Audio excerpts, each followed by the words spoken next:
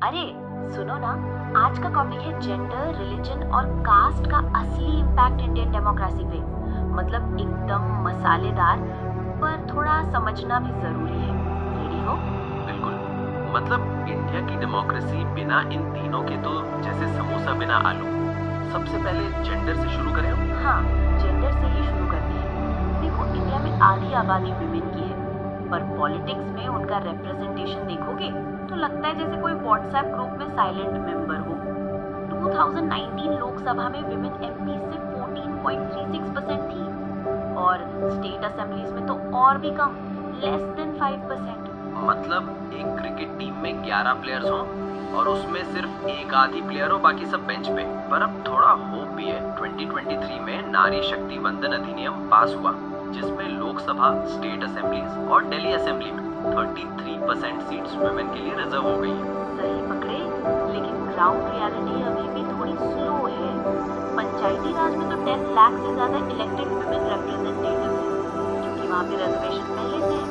पर national level पे अभी भी पार्टी टिकट्स देने में पार्टीज का हाथ थोड़ा टाइट है। और घर की बात करें तो मम्मी बोलती है मैं तो हाउसवाइफ हूँ, काम नहीं करती, पर दिन भर काम करते रहती है। टाइम यूज सर्वे के हिसाब से एक एवरेज वुमन रोजाना 7.5 घंटे काम करती है, जबकि आदमी 6.5 घंटे। लेकिन आदमी का काम दिखता है क्योंकि उससे पैसा मिलता है, और औरत का काम इनविजिबल है, जैसे व्हाट्सएप ब्लू टेक ऑफ हो। और जेंडर डिस्क्रिमिनेशन सिर्फ काम तक लिमिटेड नहीं है। लिटरेसी रेट देखो, विमेन का 54%, मेन का 76%। हायर स्टडीज में भी लड़कियां कम जाती हैं क्योंकि पेरेंट्स इन्वेस्टमेंट बॉयज भी ज्यादा करते हैं। और इक्वल रेम्यूनरेशन एक्ट 1976 के बाद भी हर फील्ड में विमेन को कम पैसा मिलता है, चाहे स्पोर्ट्स हो या सिनेमा। और सेक्स रेशियो की बात करें तो 2011 सेंसस के हिसाब से चाइल्ड सेक्स रेशियो सिर्फ 919 है। मतलब हर 1000 बॉयज पे 919 लड़कियां। कुछ स्टेट्स में तो 850 से भी नीचे है। मतलब जेंडर इक्वालिटी का गूगल मैप्स अभी रीडाउटिंग पे है। और वायलेंस, हरासमेंट, डोमेस्टिक अब्यूज, ये सब तो अलग ही लेवल पे है। अर्बन एरियाज भी सेफ नहीं है। इसीलिए फेमिनिस्ट बोलते हैं कि जब तक वुमेन पावर में नहीं आएंगी, उनके इश्यूज को प्रायोरिटी नहीं मिलेगी। इसीलिए तो रिजर्वेशन की डिमांड हुई। और अब 2023 के लॉ के बाद होपफुली विमेन की आवाज पार्लियामेंट में भी सुनाई देगी। पर एक बात बताओ, अगर कास्टिज्म और कम्युनलिज्म गलत है तो फिर फेमिनिज्म क्यों सही है? अरे फेमिनिज्म का मतलब है equal rights for all, divide करने के लिए नहीं, बैलेंस लाने के लिए। जैसे क्रिकेट में डीआरएस, सबको फेयर चांस मिलना चाहिए। वाह, एनालॉजी मस्त थी। चलो अब रिलीजन की बात करते हैं। इंडिया में रिलीजियस डाइवर्सिटी है। हिंदू 79.8%, मुस्लिम 14.2%, क्रिश्चियन 2.3%, सिख 1.7%, बाकी सब मिला के 2%। और कम्युनलिज्म का प्रॉब्लम तब शुरू होता है जब रिलीजन को पॉलिटिक्स का रिमोट कंट्रोल बना देते हैं। गांधी जी बोलते थे रिलीजन को पॉलिटिक्स से अलग नहीं किया जा सकता, पर उनका मतलब था मॉरल वैल्यूज से गाइड होना चाहिए, ना कि एक रिलीजन को दूसरे पे डोमिनेट करना। कम्युनल पॉलिटिक्स तब होती है जब एक रिलीजन को दूसरे के अगेंस्ट खड़ा कर दिया जाए, जैसे पार्टीशन के टाइम हुआ था, या फिर राइट्स। और कम्युनलिज्म की फॉर्म्स भी अलग अलग हैं। कभी स्टीरियोटाइप्स, कभी मेजॉरिटेरियन डोमिनेंस, कभी पॉलिटिकल मोबिलाइजेशन और कभी डायरेक्ट वायलेंस।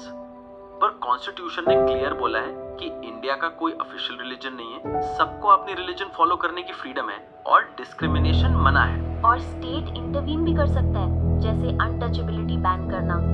सेक्युलरिज्म इंडिया की फाउंडेशन है, सिर्फ एक पार्टी का एजेंडा नहीं। कम्युनल प्रेजुडिस को हर दिन चैलेंज करना जरूरी है, वरना सेक्युलरिज्म का वाईफाई वीक हो जाएगा। अब आते हैं कास्ट में। इंडिया में कास्ट सिस्टम एकदम यूनिक है। शेड्यूल कास्ट 16.6%, शेड्यूल ट्राइब्स 8.6% और ओबीसी लगभग 41%। ये सब मिलके 2/3 पॉपुलेशन हो जाते हैं। पर कास्ट डिस्क्रिमिनेशन कभी भी है, जैसे लैंड ओनरशिप, एजुकेशन और प्रॉपर्टी। नेशनल सैंपल सर्वे के हिसाब से रूरल एरिया में schedule tribes 45.8% population, poverty line से नीचे है। शेड्यूल कास्ट 55.9% और Hindu upper caste 66.7%। Urban area में गैप है। एससी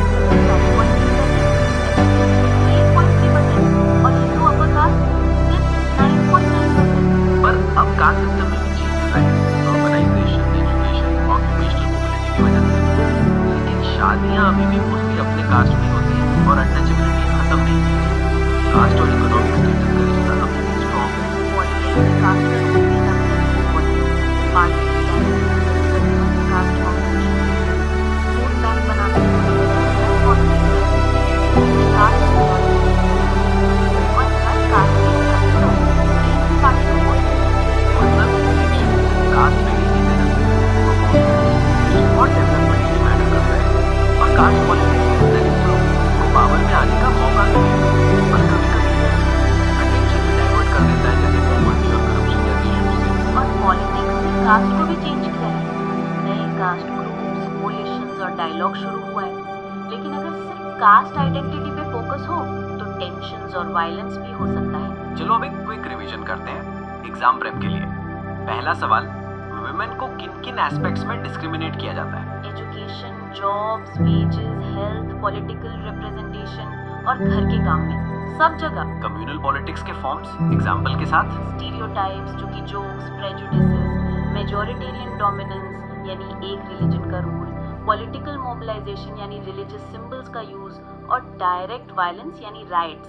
कास्ट इनइक्वालिटीज अभी भी कैसे हैं? एजुकेशन, लैंड ओनरशिप, पॉवर्टी और सोशल डिस्क्रिमिनेशन सब में गैप है। कास्ट अलोन इलेक्शंस डिसाइड नहीं करता। 2 रीजंस बताओ। एक तो कोई कॉन्स्टिट्यूएंसी में एक ही कास्ट मेजॉरिटी में नहीं होती। दूसरा, हर कास्ट के सभी लोग एक ही पार्टी को वोट नहीं देते। विमेन्स रिप्रेजेंटेशन का स्टेटस? लोकसभा में 14.36%, स्टेट असेंबलीज में लेस देन 5%, पर अब 2023 के लॉ के बाद 33% रिजर्वेशन आएगा। इंडिया को सेक्युलर स्टेट बनाने वाले 2 कॉन्स्टिट्यूशनल प्रोविजंस। पहला तो कि कोई ऑफिशियल रिलीजन नहीं है। दूसरा, रिलीजन की बेसिस पे डिस्क्रिमिनेशन मना है। जेंडर डिवीजन का मतलब? सोसाइटी द्वारा मेन और विमेन को दिए गए अनइक्वल रूल्स। विमेन के लिए रिजर्वेशन कहाँ है? पंचायती राज बॉडीज में। कम्युनल पॉलिटिक्स का मतलब? एक रिलीजन को दूसरे से सुपीरियर समझना या एक कम्युनिटी बनाना। और इंडिया के कॉन्स्टिट्यूशन के बारे में गलत स्टेटमेंट कौन सा है? ऑफिशियल रिलीजन देना, राइट? बिल्कुल। और social divisions based on caste ये इंडिया में यूनिक है। और मैचिंग का आंसर है feminist, communalist, casteist, secularist. Order है BADC। वाह, रिवीजन भी हो गया और थोड़ा मजाक भी। बस याद रखना, जेंडर, रिलीजन और कास्ट को समझना है पर उनको डिवाइड करने का टूल नहीं बनाना। डेमोक्रेसी तभी स्ट्रांग होगी जब सबको इक्वल मौका मिलेगा। और अगर कोई बोले ये सब पढ़ के क्या फायदा, तो बता देना बिना समझे डेमोक्रेसी का पासवर्ड नहीं मिलेगा। सही बोला। चलो अगली बार मिलते हैं एक नए टॉपिक के साथ। तब तक कीप क्वेश्चनिंग, कीप लर्निंग।